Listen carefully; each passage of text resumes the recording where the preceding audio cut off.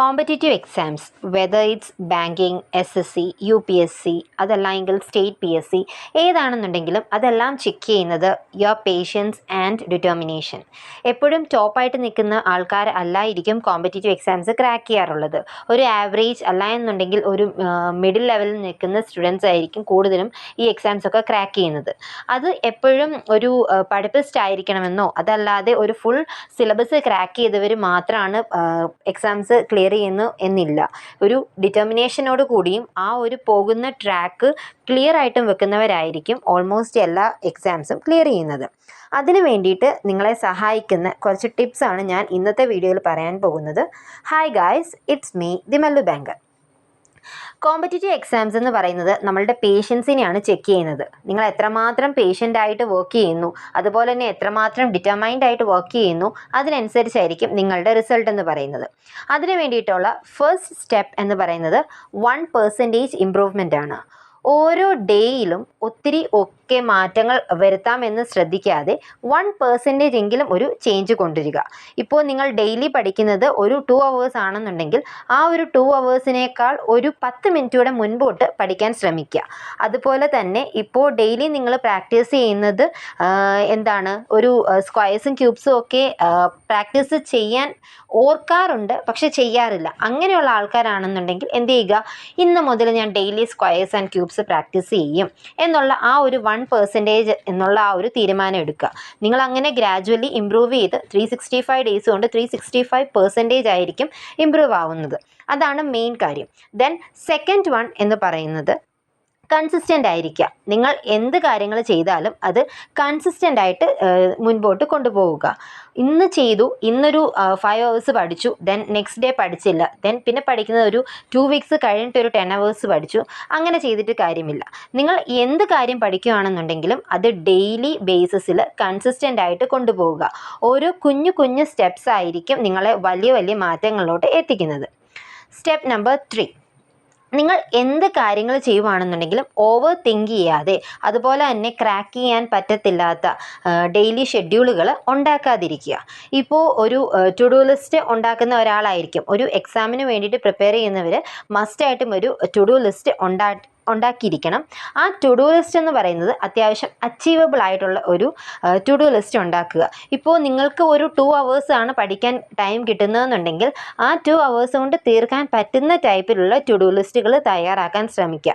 അങ്ങനെ തയ്യാറാക്കുമ്പോൾ നമ്മൾ ആ ഒരു ടു ഡു ലിസ്റ്റ് എല്ലാം മാർക്ക് ചെയ്തു എന്നുള്ള ആ ഒരു അച്ചീവ്മെൻറ്റിൽ എത്തുമ്പോൾ നമുക്ക് തന്നെ നമ്മളുടെ മൈൻഡിന് തന്നെ ഒരു അപ്രിസിയേഷൻ നമുക്ക് സെൽഫായിട്ട് തോന്നിത്തുടങ്ങും.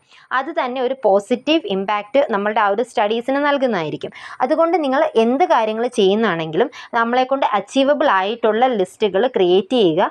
And at the end of the day നിങ്ങൾ അത് ചെക്ക് ചെയ്യുമ്പോൾ എനിക്കത് അച്ചീവ് ചെയ്യാൻ പറ്റി എന്നുള്ള ആ ഒരു പോസിറ്റീവ് മൈൻഡ് സെറ്റ് നമുക്കത് ക്രിയേറ്റ് ചെയ്ത് തരുന്നതായിരിക്കും. സ്റ്റെപ്പ് നമ്പർ 5 എന്താണെന്ന് വെച്ചാൽ, നിങ്ങൾ എന്ത് കാര്യങ്ങൾ ചെയ്യുകയാണെന്നുണ്ടെങ്കിലും ഒരു 5 minutes കൊണ്ട് തീർക്കണം എന്നുള്ള ഒരു ചിന്താഗതിയോടുകൂടി എടുക്കുക. അതായത് ഞാൻ ഇപ്പോൾ തിങ്ക് ചെയ്യുവാണ്, എനിക്ക് ഇന്നത്തെ ദിവസം പഠിക്കാനുണ്ട്, ഓക്കെ ഞാൻ ഇന്നൊരു 2 hours ഇന്ന സബ്ജക്റ്റിന് കൊടുക്കും, 4 hours ഇന്ന സബ്ജക്റ്റിന് കൊടുക്കും, ഞാൻ അത് തീർക്കും ഇത് തീർക്കും. അങ്ങനെ ഫുൾ വെൽ പാക്ഡ് ആയിട്ടായിരിക്കും നിങ്ങൾ എന്ത് ചെയ്യുന്നത്, നമ്മളുടെ ആ ഒരു ഷെഡ്യൂള് ട്രാക്ക് ചെയ്യുന്നത്. പക്ഷേ അത് കഴിഞ്ഞിട്ട് കുറേ കഴിയുമ്പോൾ നമ്മൾ എക്സോസ്റ്റഡ് ആവും, മടുക്കും, ഇട്ടിട്ട് പോകും. അങ്ങനെ ചെയ്യാണ്ടിരിക്കുക. പക്ഷേ അതിന് പകരം എന്ത് ചെയ്യുക, നിങ്ങളൊരു കുഞ്ഞു ഇടവേളകൾ, അതായത് ഇപ്പോൾ മോസ്റ്റ് റീസെൻ്റ് ആയിട്ട് നമ്മൾ കാണുന്നത് ഈ ഹോം മേക്കേഴ്സ് ഒക്കെയാണ് കൂടുതലും എക്സാംസ് ക്ലിയർ ചെയ്യുന്നത്. അതിന് കാരണം എന്താണ്, അവർക്ക് ഒരേ മണിക്കൂറുകൾ കുത്തിയിരുന്ന് പഠിക്കാനുള്ള സമയം കിട്ടാറില്ല. അപ്പോൾ അവർ കുറച്ച് സമയങ്ങളിലോട്ട് കൂടുതൽ എന്ത് ചെയ്യും, ഇൻവെസ്റ്റ് ചെയ്യാൻ വേണ്ടിയിട്ടായിരിക്കും ശ്രമിക്കുന്നത്. അതുപോലെ തന്നെ നിങ്ങളും ചെയ്യുക. അതായത് നമ്മൾ ഒരു 10 മിനിറ്റത്തേക്ക് വേണ്ടിയിട്ടുള്ള ആ ഒരു ടൈം കൊടുക്കുക. 10 മിനിറ്റ് കൊണ്ട് ഞാൻ ഇത്ര കാര്യങ്ങൾ ചെയ്യും. ആ 10 മിനിറ്റ് വേണമെന്നുണ്ടെങ്കിൽ 20 മിനിറ്റ് ആകാം, 1 മണിക്കൂറാകാം. That doesn't care. നിങ്ങൾ ആ ഒരു 10 മിനിറ്റ് എന്നുള്ള ആ ഒരു ടൈം ഷെഡ്യൂൾ കൊടുക്കുമ്പോൾ അത്രയും ഷോർട്ട് സ്പാനേ ഉള്ളെന്നുള്ളത് നമുക്ക് ബ്രെയിനിന് തോന്നുകയും ചെയ്യും. അപ്പോൾ നമ്മൾ അതിൽ കൂടുതൽ ടൈം എടുക്കുമ്പോൾ അതൊരു അച്ചീവ്മെൻ്റ് ആയിട്ടായിരിക്കും നമ്മളുടെ ബ്രെയിനിന് അത് തോന്നുന്നത്. ഓക്കെ, ദെൻ ലാസ്റ്റ് തിങ് എന്താണെന്ന് വെച്ചാൽ, സ്കിപ്പ് ചെയ്യാതിരിക്കുക. നിങ്ങൾ ഇന്നൊരു ഗോൾ സെറ്റ് ചെയ്തു, അതായത് ഡെയിലി ടാർഗറ്റ്സ് പോലെ വെക്കുന്നു.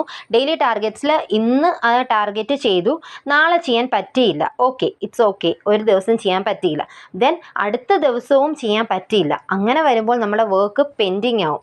അങ്ങനെ ഒരിക്കലും ചെയ്യാണ്ടിരിക്കുക.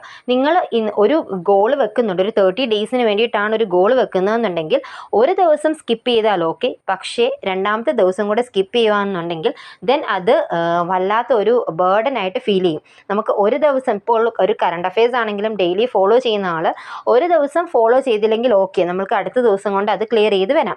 പക്ഷേ ഒരു 2 to 3 ഡേയ്സ് അടുപ്പിച്ച് അത് ചെയ്യാണ്ട് വരുമ്പോൾ പിന്നെ അത് നോക്കുന്ന വലിയൊരു ഭാരമായിട്ടായിരിക്കും നമുക്ക് ഫീൽ ചെയ്യുന്നത്. അത് ആ ഒരു കൺസിസ്റ്റൻസി നഷ്ടപ്പെടുത്താനും ആ ഒരു ഡെയിലി ടാർഗറ്റ്സ് അച്ചീവ് ചെയ്യാനുള്ള ആ ഒരു ഫ്ലോ നഷ്ടപ്പെടുത്തുകയും ചെയ്യും. പിന്നെ നിങ്ങൾ ആദ്യം മുതൽ തുടങ്ങുക എന്ന് പറയുന്നത് അതിലും വലിയ റിസ്ക് പിടിച്ച കാര്യമായിരിക്കും. സോ എപ്പോഴും എടുക്കേണ്ടത് ഒരു സ്മോൾ സ്റ്റെപ്പാണ്. ആ ഒരു സ്മോൾ സ്റ്റെപ്പിന് വേണ്ടിയിട്ടാണ് നിങ്ങൾ ഏറ്റവും കൂടുതൽ പ്രയത്നിക്കേണ്ടി വരുന്നത്. ഒരു 10 മണിക്കൂർ 12 മണിക്കൂർ നിങ്ങളുടെ ഫുൾ എൻ്റർടൈൻമെൻറ്റ്സ് എല്ലാം കട്ട് ചെയ്ത്, അതുപോലെ ഞാൻ ഇനി ഇന്ന് മുതൽ അതുപോലെ പഠിക്കാൻ പോവുകയാണ്, ഞാൻ എൻ്റെ സോഷ്യൽ മീഡിയാസ് എല്ലാം ബാൻ ചെയ്യുന്നു, അത് ചെയ്യുന്നു, ഇത് ചെയ്യുന്നു, ഫുൾ അങ്ങനെ ഒരു പാക്ക് ചെയ്ത് നിങ്ങൾ പഠിക്കാൻ ശ്രമിക്കുകയാണെന്നുണ്ടെങ്കിൽ കുറേ കഴിയുമ്പോൾ നിങ്ങൾ തന്നെ മടുത്തു പോകും. സോ എല്ലാ കാര്യങ്ങൾക്കും കുറച്ച് സമയം, അതായത് ലെഷറിന് കുറച്ച് സമയം പുറത്തു പോകാൻ സമയം, അങ്ങനെ എല്ലാത്തിനും കുറച്ച് സമയങ്ങൾ മാറ്റി വെച്ചിട്ട് വേണം ഓരോ കാര്യങ്ങളും പ്ലാൻ ചെയ്യാൻ. അല്ലാതെ ബ്രെയിനിനെ ഹെക്റ്റിക് ആയിട്ട് ആക്കി കൊടുത്തു കഴിഞ്ഞ് കഴിഞ്ഞാൽ നിങ്ങൾ ആ ഒരു പ്ലാൻ ഡ്രോപ്പ് ഔട്ട് ചെയ്യാൻ പോകുന്നത്. Okay, so that's it. ഇത്രയുമാണ് ഇന്നത്തെ വീഡിയോയിൽ പറയാനുള്ളത്. Thank you for watching. By.